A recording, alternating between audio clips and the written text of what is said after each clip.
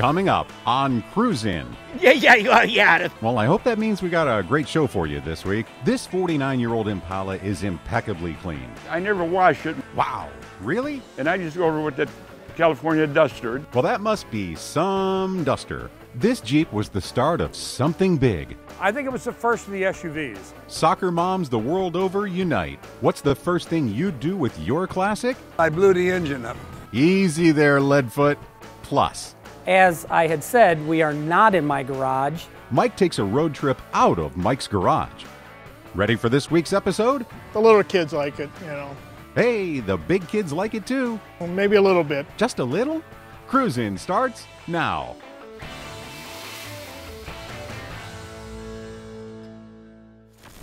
Hi everybody, welcome to Cruisin'. We're on the banks of the Mahoning River in a town called Lowellville. Now, Monday's cruise night. That's when they bring in all their friends, members of the community, and some fantastic cars. Let's go check it out.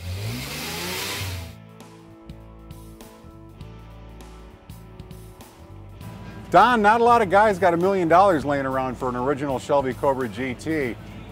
How do you arrive at something that looks so authentic and so fantastic? Where does this car come from? Factory 5 Racing. It's a Replica 65 Cobra. And you chose the 65 Cobra, why? Just like the 65 Cobra, one of the originals. Yeah.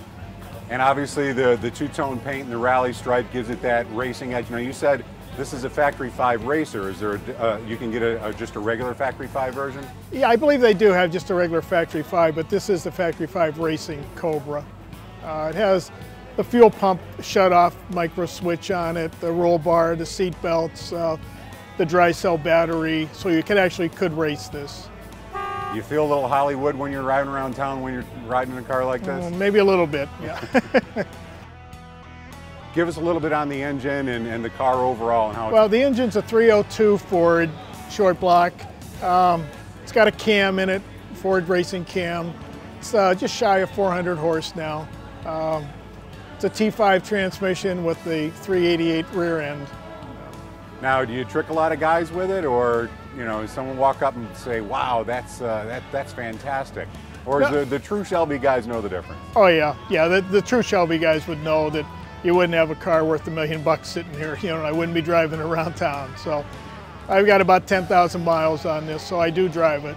Well, it looks like either you or they spared no expense in adding toggle switches. How do we run this baby? Well, there's about 14 toggle switches on it. There's 4 of them that you have to use to start the car.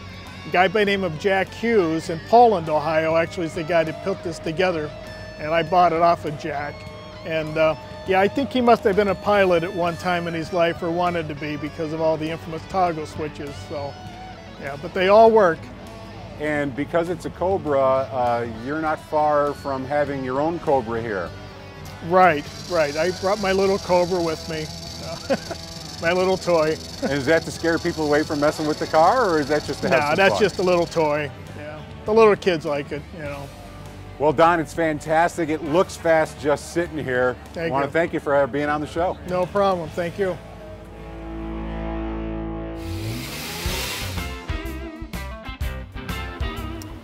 Nick, 49 years ago, you decided you were going to buy yourself an Impala and keep it for a while. Yes. A long while. Well, you know what? When I bought it, I never had intentions to keep it this long because I always had a second car. And back then, I had halfway decent second cars, so I never used this one too much. Well, let's talk about the fact that when we see a car like this, the first impression we're going to get is, wow, that's a great restoration. But this is not a restoration. This is a car that is absolutely immaculate, that you've owned from day one, that's kept in the garage. Do you own stock and Q-tips? Yes. Because the impeccable interior, the leather, every aspect of the car screams that it doesn't go out, but it does. How many miles? It just, this summer turns like 31,000, a couple hundred miles on it. And it's seen rain how many times? Maybe 4 times when I was out. So at 29,000 original miles, anything to the engine? What's No. it have in it? No, the only thing that's ever been done is the carburetor's been rebuilt. And that, of course, is the original engine. Yes, You have the Super Sport. yes. Now that comes with the Super Sport package, the bigger engine, the Power Glide. What's under the hood? A 327 horsepower. And, Or it's 275 horsepower, 327 cubic inch. and when you spend time with the car, and you spend time at shows like this, or you hang out with your buddies, how many people are begging you to have this car? Well, a lot of people like it, and I got like 3 people when I'm ready to give it up that want it, you know. Yeah. And have you ever thought about parting with it? Because you certainly are a patient man. You could wait out the highest bidder for a very long time. That's true, but you know what? I got 49 years, and if I live long enough, another year, I'm thinking about if I make 50 years, I might give it up. A cool 50 and you're done. You're right. Well, I think you stand a chance to make a little bit of profit with the car. Yes, yes. And we noticed that you do have, you know, obviously the original bill of sale. You've got Yes. the title. Yes. And just some of the knickknacks that you get from the car dealers from back in the day when you picked up a car like that. Now, outside of the, you know, it is the Super Sport, not the original wheels. It's got the Krager racing wheels on it, but the original Super Sport wheels, they're kind of fancy as well. Yeah, they are. You know what?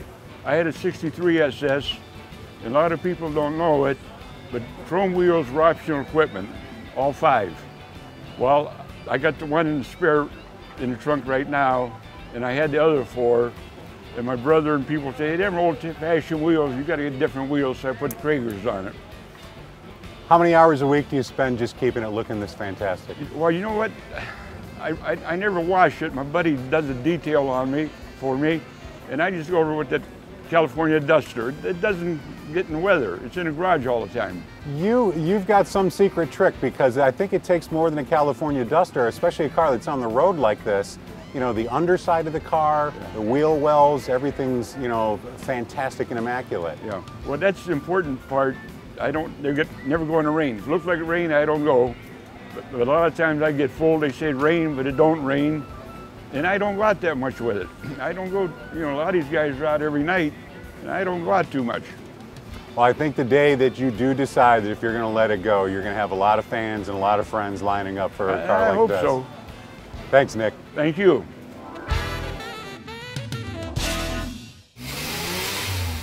Coming up next, Right now, they're saying there's 420 left. a very rare Jeep indeed. Yeah, a few of them would. Hey, don't get your transfer case all worked up in a bunch. We'll be back right after this. Welcome back to Cruisin the River in Lowellville, Ohio on Cruisin.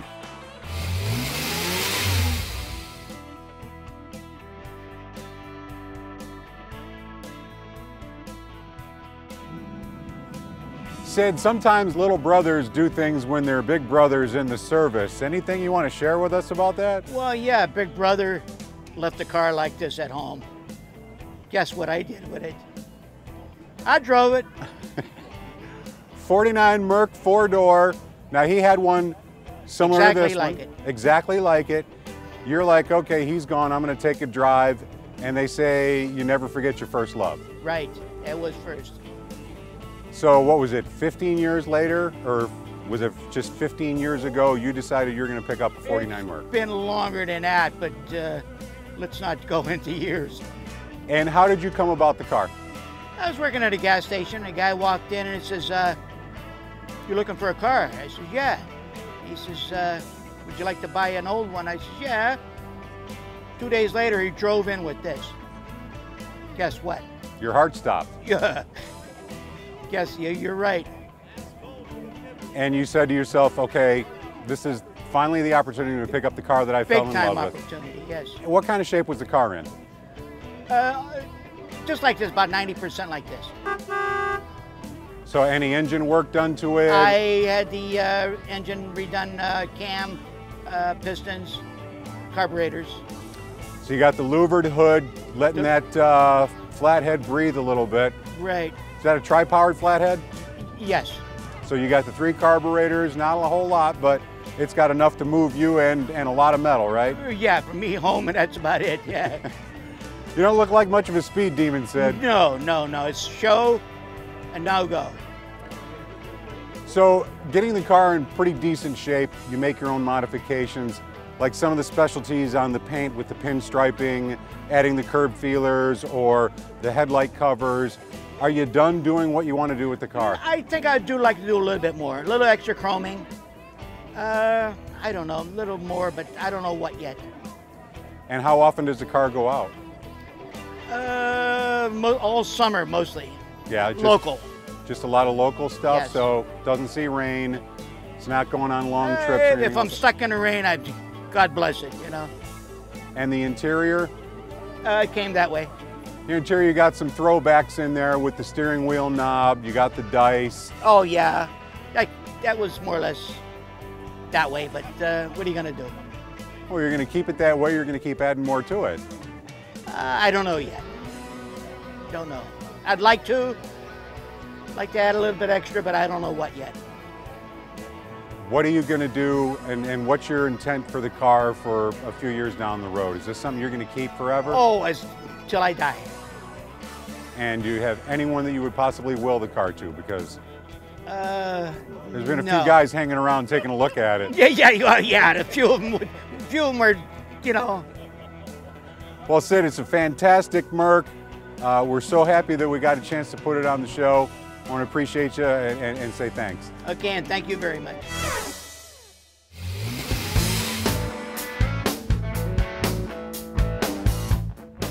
Bill, when they only make a car a couple of years, it's pretty rare to find something out on the road, much less one that's this nice. Tell us about your '67 Jeepster. Well, this car was only made in '67 and '68. There were 3,200 total production, 1,800 actually this year. So right now they're saying there's 420 left. So it's a pretty rare car. Yeah, I would say so. When you think Jeep, obviously you're thinking of the military vehicle and what it's grown up into today. To slide something in here straight to the consumer in the convertible category, but yet still four-wheel drive, what drew you to the car? Well, the idea of this car was it was a sports car, and that's how it was advertised. So it's a convertible, it's automatic, it's a V6 motor. It has a smoother ride than a Jeep, but it's still four-wheel drive, so it's still a Jeep. I think it was the first of the SUVs. Obviously, not real successful. Well, no, I mean, for 2 years it certainly was. Yeah. The convertible, a lot of people think Jeep and obviously roll bars, no doors, small doors. When the top's up, do people ask you, what the heck are you driving? I get asked every time I have it out, what is this? And I've had people say it looks like a Jeep because the front end really is Jeep. Yeah, no one knows what it is. I've only seen one other one in my life. This car is International Jeep Festival Best of Show champion. It was the Ohio Best of Show four-wheel drive champion last year. So it's been highly decorated. And the same thing, people just don't get a chance to see the vehicle, particularly something this nice. The car is very, very well restored. It has 27,000 original miles. Bill, when did you get the car, and no modifications outside of having to do just some regular maintenance? Absolutely. We bought the car 3 years ago. Took about 9 months of restoration. The body panels are all original, they're all solid. All we did was we tore the car down to the frame, cleaned everything up, repainted everything, and had a top made for it. And I put a water pump on it, and that was the end of the motor work. So it's a 100% original car. All serial numbers match, and really no modifications except paint and interior. And the V6 powers it down the road real nice? Oh, beautiful. Came over here today at 70 miles an hour. With the top down, I would assume. Absolutely, I did. Thank you very much, Bill. Thank you.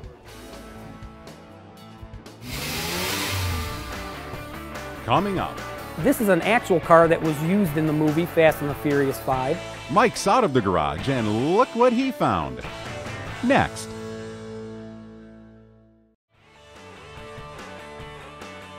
Welcome back to Cruisin the River on Cruisin. Hi, I'm Mike, but this is not my garage.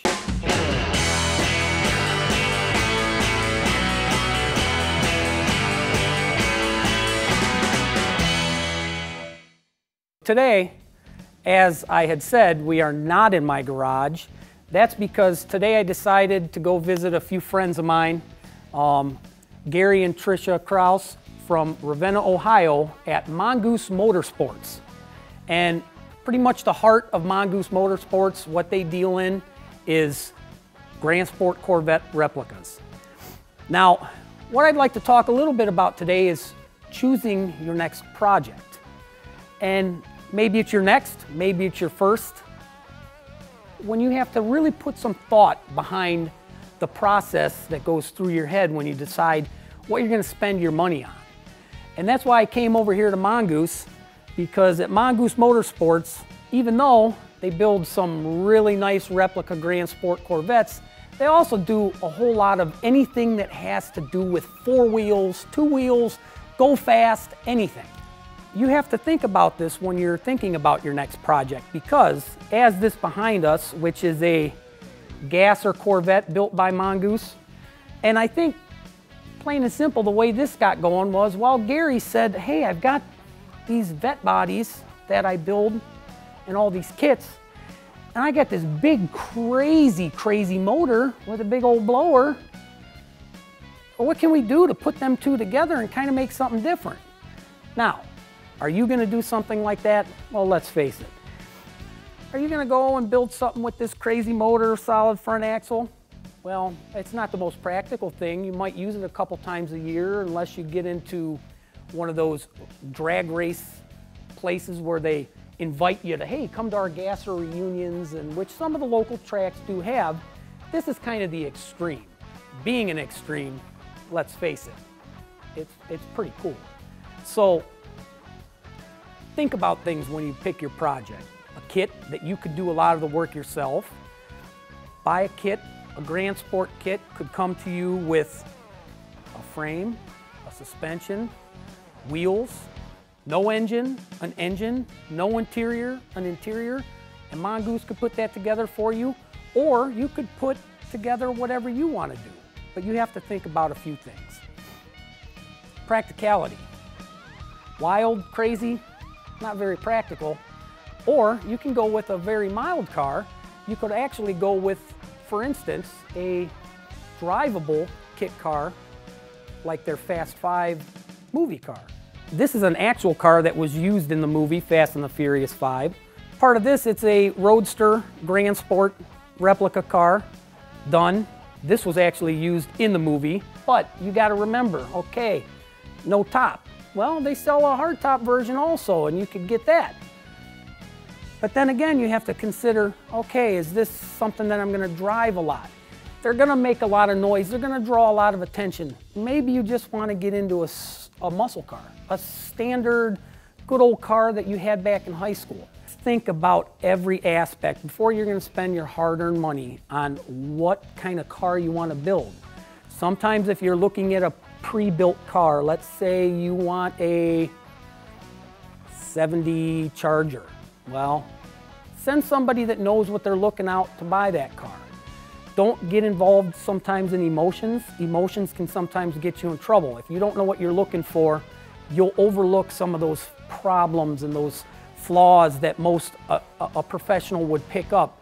You want to make sure when you're purchasing this big investment in your life that there's good reasoning behind it. This has been Mike's Garage, outside of Mike's Garage, at Mongoose Motorsports in Ravenna, Ohio. And we will see you next week.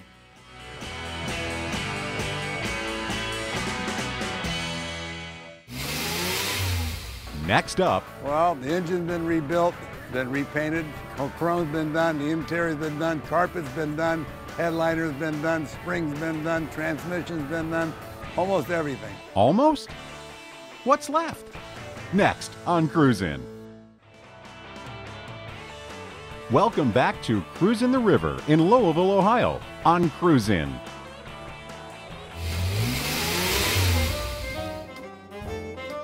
Well, when I was 20 years old, I bought one in '58 when I got out of the Army. And I had seen Now, this one. And I is said, that the same car? No, I had a convertible, the same car, but a convertible. And I seen this, and I said, I got to have it and kind of get it redone. How long have you had it? 9 years. And what kind of condition was it in when you got it? Fair, solid but fair. And what have you done to it? Well, the engine's been rebuilt, been repainted, chrome's been done, the interior's been done, carpet's been done, headliner's been done, springs been done, transmission's been done, almost everything. And you did all that in what, like 6 months? Yeah, 9 years. Takes a little time, but yeah, with patience. I could have did it in 1 year, but you got to have a lot of money to do it in 1 year. So I did a little bit at a time. So you redid the engine. What's under the hood? 371 cubic inch, 285 horsepower, 4-barrel carburetor. And you've got redone suspension. How's it ride? It rides real good. Rides all new shocks, all new coil springs. Rides real nice. How often does it go out? A couple times a week in the summer, you know, for car shows, stuff like that. And how many miles have you put on it since you got Well, the car? when I bought the car, it had 48,000 miles on it. And the first year I had it, I blew the engine up. So I had to get it rebuilt. And since it was rebuilt, I put about 16, 17,000 on it. So that's what it's got on it now, about 16, 17 on the new engine. What's it say on the back trunk? In the Still of the Night by the Five Satins, that was our song when we got married. And that's what makes it your car now. Our car, right. Our car, right. Thank you very much, Jim. Yeah, you're welcome. Thank you, guys. Appreciate it. Thank you.